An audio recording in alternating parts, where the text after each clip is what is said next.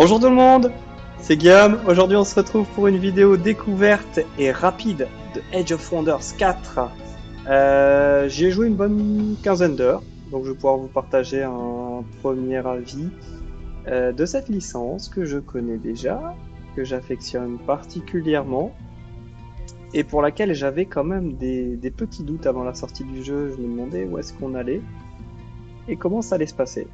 Donc comme un grand, j'ai acheté le jeu et puis je l'ai testé. Et pour le moment, je dois bien vous avouer que je ne suis pas déçu. Alors, pourquoi je suis pas déçu? La première chose déjà, c'est de retrouver un univers héroïque fantasy. Franchement, il n'y a pas à dire, ça fait plaisir. Ça m'avait manqué dans l'épisode précédent. Et là, de retrouver cette carte qui est magnifique, qui est détaillée, ces villes, ces villages, ces fermes, ces carrières, ce level design, cette patte-là, cette patte graphique-là, elle fait vraiment plaisir. Et ça m'a rappelé des sensations que j'avais quand je lançais un jeu il y a 10 ou 15 ans et que je voyais la carte un peu du monde comme ça et je me disais, waouh, c'est trop beau, c'est trop agréable, ça te donne envie de lancer le jeu. Je l'ai redécouvert aujourd'hui avec ses couleurs chatoyantes, ses montagnes, etc. Alors, c'est important parce qu'on y passe du temps. Moi, je suis pas monsieur graphique à vouloir avoir le jeu le plus beau de l'univers, etc. Mais quand je passe 50, 70, 100 heures sur un jeu, sur une carte du monde où je vais passer 70 voire 80% de mon temps, j'aime bien que ce soit joli quand même. Et là, c'est très joli et détaillé. Donc c'est un gros point positif que j'ai aimé sur le jeu, c'est déjà le lancer. Ça fait plaisir. Quand on voit même les forêts, le brouillard, les passages souterrains, retrouver les passages souterrains, la mer, la possibilité de se déplacer sur mer, sur bateau, c'est quand même sympa. Ça m'avait manqué.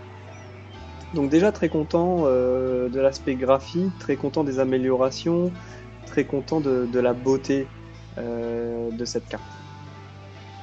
Ensuite les combats. Alors, pour vous parler des combats, c'est du combat classique au tour par tour gestion des unités. Donc ces unités peuvent monter de niveau. En fonction du niveau, ça donne une puissance générale de l'armée qui peut être composée de maximum 6 unités. Bon, on va pas rentrer dans le détail parce que sinon cette vidéo très courte va se transformer en une vidéo de 45 minutes. Mais en tout cas, la gestion des combats est plutôt bien pensée. Elle reste classique à la licence, elle est rendue très jolie par l'amélioration graphique.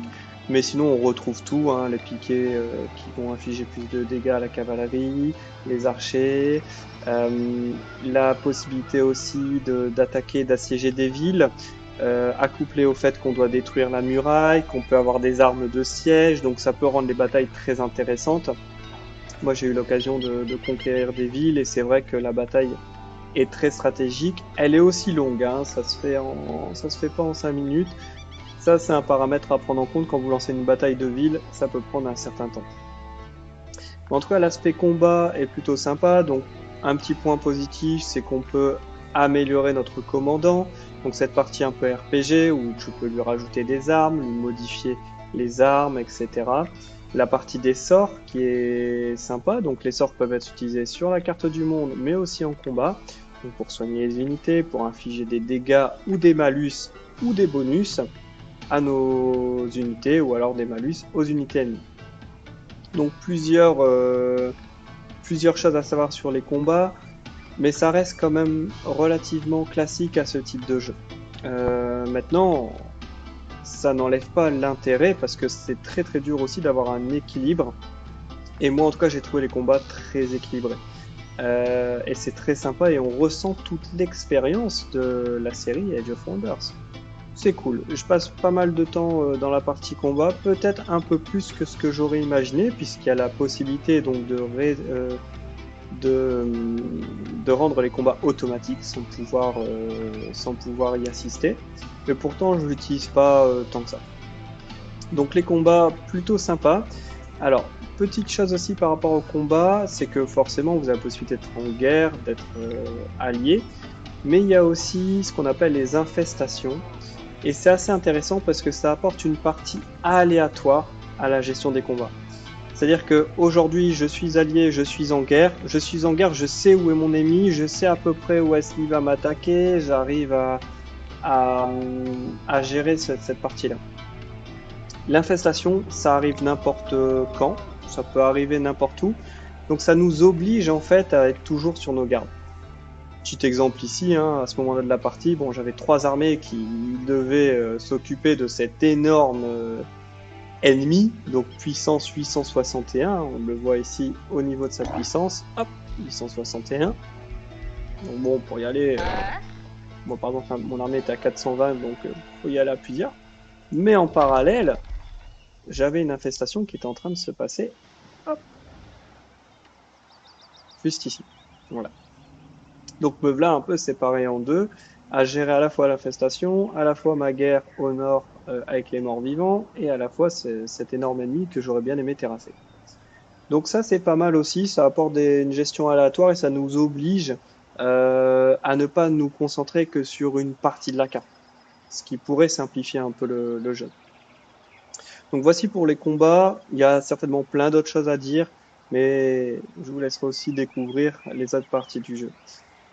Le développement des villes est lui aussi sympa, donc on retrouve déjà une belle architecture hein, quand même, c'est plutôt joli.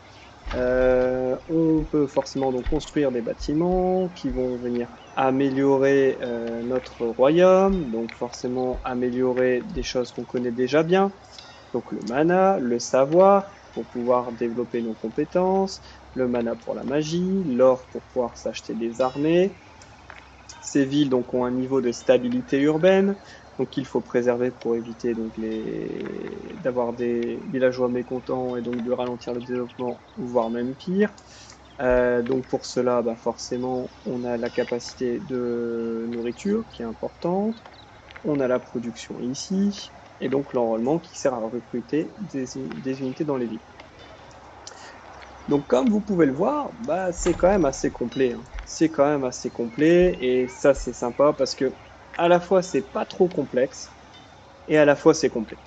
Et moi j'ai aimé aussi cette partie-là parce que j'aime beaucoup les jeux de gestion stratégie, mais quand c'est trop complexe, quand c'est trop de micro-gestion, parfois on s'ennuie un peu. Et là j'ai trouvé que franchement l'équilibre était plutôt sympa. Donc le développement des villes et la gestion qu'il compose sont des parties très intéressantes du jeu et dans lesquelles on prend du plaisir sans pour autant être noyé. Ça, c'est plutôt sympa. Alors, je vous en ai parlé un peu, mais il y a la science, il y a le développement des pouvoirs, la possibilité aussi d'améliorer notre royaume par un arbre technologique où on peut forcément développer des compétences telles que naviguer sur la mer, qui ne sont pas des compétences de base, créer des routes. Ça, c'est super intéressant. Ça m'a fait penser à la civilisation, forcément. Mais la possibilité que nos armées qui se déplacent créent des routes et donc rendent des déplacements encore plus rapides pour les armées suivantes. Ça, c'est plutôt pas mal. Ça ajoute des petites touches stratégiques à la gestion du jeu et des armées et des déplacements. Donc ça reste quand même très très complet. Un point sur la diplomatie rapide. Alors moi j'ai bien aimé l'utilisation des pierres de murmure, je trouve que ça ajoute une dimension diplomatique qu'on ne connaît pas forcément, donc ça c'est plutôt cool. Ça permet de petit à petit rendre vassal un allié, donc ça c'est bien aussi. Mais la diplomatie elle reste assez classique. Je n'ai pas été transcendé par la gestion de la diplomatie avec mes interlocuteurs, hein. C'est ce que je connaissais déjà un peu avant. Donc voilà. Après, donc il y a des missions, donc on a la possibilité forcément de suivre les missions, ça nous dynamise aussi un peu dans la gestion. Il y a pas mal d'événements aléatoires, pas mal d'endroits aléatoires, donc les événements, forcément, hein, ça arrive, on n'est pas prévenu, ça apporte soit un bonus, soit un malus. Il y a des décisions à prendre, bonnes, moins bonnes, qui font de nous une personne bien, donc dans le sens de la lumière, ou une personne moins bien, donc là plutôt dans le sens du mal. Donc ça après, chacun prend ses décisions, mais il y a cette partie-là où on a régulièrement des événements aléatoires qui sont pas dénués de sens, hein, qui arrivent pas comme ça, allez hop, je te balance un événement aléatoire. ça peut être aussi lié parfois aux relations diplomatiques, etc. Donc ça, c'est plutôt sympa. Moi, j'aime bien. Et là où dans certains jeux, je vais pouvoir passer dialogue assez rapidement, dans celui-là, je les lis et c'est plutôt cool. Des lieux aussi aléatoires, hein. Là, j'en ai un exemple, la forêt de Magevert, donc qui est occupée pour le moment. Il faut que je déloge ses ennemis. Il faut pareil avoir une armée assez conséquente pour pouvoir le faire, mais qui peut donner des avantages dans la gestion du royaume. Justement, donc par rapport à la gestion du royaume, donc forcément un peu à l'image des civilisations, on peut acheter des terres et donc ces terres nous donnent des améliorations au fil du temps, ce qui nous donne un royaume qui se développe, qui grandit, qui grandit, qui grandit.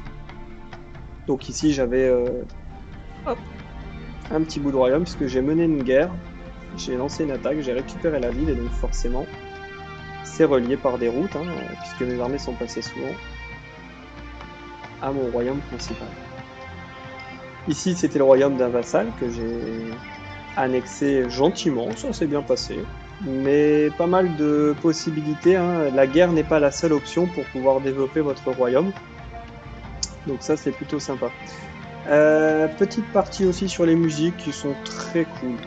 Très, très douces, très adaptées au jeu, qui sont assez variées. Les sons aussi qui sont très sympas, hein. Les monstres, hein, quand on les entend un peu rugir, etc. Moi, j'ai trouvé que c'était crédible. Et c'est important, on n'en parle pas assez, mais dans un jeu, c'est super important, hein. C'est comme dans un film, les doublages d'ailleurs. Vous regardez un film d'animation, si les doublages sont pourris, ça peut vous péter le truc. Bah là, les musiques, c'est un peu pareil. Moi, je trouve que dans ce type de jeu, c'est super important. Et là, on prend beaucoup de plaisir à mettre les écouteurs et à écouter les musiques. Alors, voilà un peu. Je ne vais pas m'éterniser plus longtemps dans cette première vidéo, hein, découverte. Je vous rappelle, j'ai à peine 15 heures de jeu, mais ça permet déjà de se faire une bonne idée du jeu. Alors j'aurais pu vous dire encore certainement des dizaines et des dizaines d'autres choses, mais c'est bien aussi que vous découvriez par vous-même. Tout ce que je peux vous dire, c'est que ça fait plaisir. C'est un jeu crédible. C'est un jeu qui donne envie qu'on s'éternise.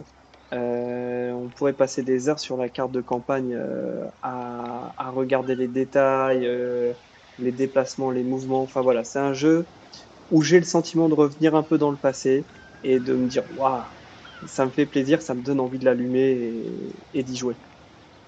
Alors petit point aussi que j'ai pas évoqué, mais il y a les combats sur la mer. Et ça pareil, c'est un petit détail, mais c'est quand même cool de retrouver des bateaux qui se battent sur la mer. Il y a quand même beaucoup de jeux où c'est en combat automatique et tu vois pas forcément, tu gères pas forcément cet aspect-là, donc là, c'est sympa aussi. Il se peut que je lance quelques vidéos épisodes sur le jeu, hein, lors d'une prochaine campagne. En tout cas, j'espère que cette première vidéo vous a plu, que ça vous permet de vous faire aussi une petite idée du jeu, que ça vous donne envie de le découvrir, et comme moi, de vous lancer dans cette aventure-là. N'hésitez pas à vous abonner, n'hésitez pas à partager votre avis, et puis bon jeu à tous. Salut, salut!